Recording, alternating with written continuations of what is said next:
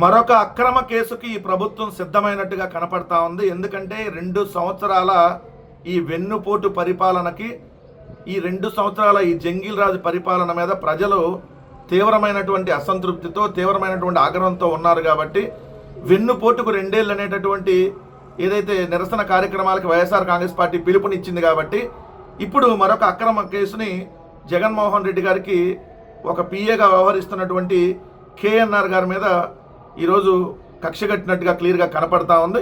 ఎందుకంటే ఇక్కడ చూడండి, జగన్ పిఏ కేఎన్ఆర్కు మద్యం లంచాల సొమ్మని చెప్పి పెద్ద హెడ్డింగ్లు పెట్టి ఈనాడు ఆంధ్రజ్యోతి రాసి నిన్న సిట్టు విచారణకు పిలిచి 9.5 గంటల పాటు విచారణ చేసింది.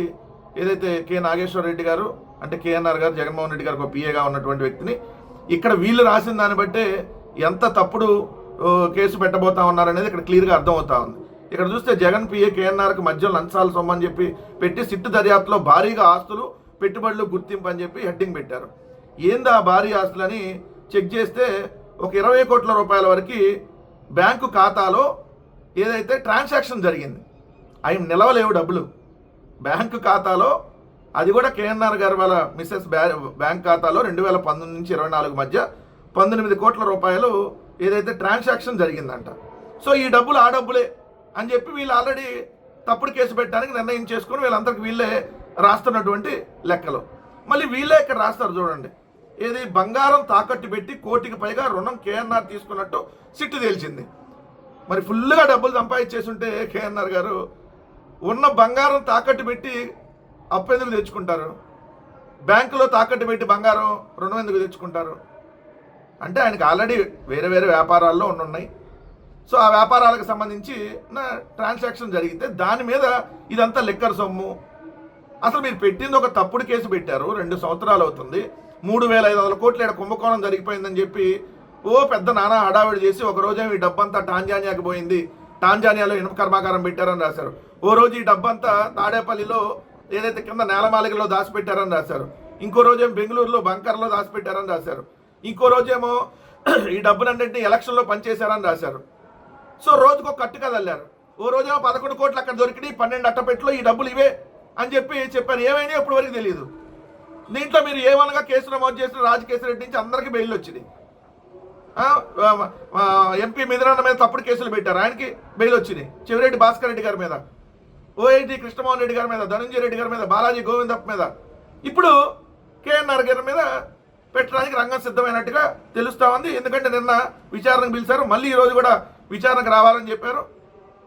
సో ఆయన జగన్మోహన్ రెడ్డి గారికి ఎన్నో సంవత్సరాలుగా పిఏగా పనిచేస్తూ ఉన్నారు. దాదాపు 2012 నుంచి అనుకుంటా, 2012 నుంచి నాకు తెలిసి అప్పటి నుంచి ఆయన పిఏగా వ్యవహరిస్తూ ఉన్నారు. దాదాపు 14 సంవత్సరాలుగా, 14-15 సంవత్సరాలుగా జగన్మోహన్ రెడ్డి గారు వెంట ఉన్నారు. సో తప్పుడు కేసు పెట్టి అక్కడ ఉన్న వాళ్ళందరినీ భయపెట్టాలి. అంటే జగన్మోహన్ రెడ్డి గారి దగ్గర సిపిఆర్ఓగా పనిచేసిన సిఆర్ గారి మీద మన అలాంటి తప్పుడు కేసులు పెట్టి అటు ఇటు స్టేషన్లు తిప్పారు. ఏమైంది? కోర్టు లాగి 2 మొట్టికాయలు వేసింది మీకు. ఇప్పుడు అయినా మీ తీరు ఇంకా మారట్లా. అంటే ఏ స్థాయికి మీరు దిగజారిపోయారు చూడండి. ఇంకోటి ఇక్కడ స్పష్టంగా మనం ప్రజలు కూడా గమనించాల్సినటువంటి అంశం, ఇదే చంద్రబాబు నాయుడు గారి పిఏ శ్రీనివాసు అతను తప్పు చేశాడు కాబట్టి చంద్రబాబు నాయుడు గారు అతను విదేశాలకు పంపించి తప్పించాడు. కానీ ఈరోజు జగన్మోహన్ రెడ్డి గారు కానీ, జగన్మోహన్ రెడ్డి గారి దగ్గర పనిచేసే వాళ్ళు కానీ, జగన్మోహన్ రెడ్డి గారు చుట్టూతా ఉండేవాళ్ళు ఏ తప్పు చేయలేదు కాబట్టే ఈరోజు విచారణకు ధైర్యంగా వెళ్ళారు.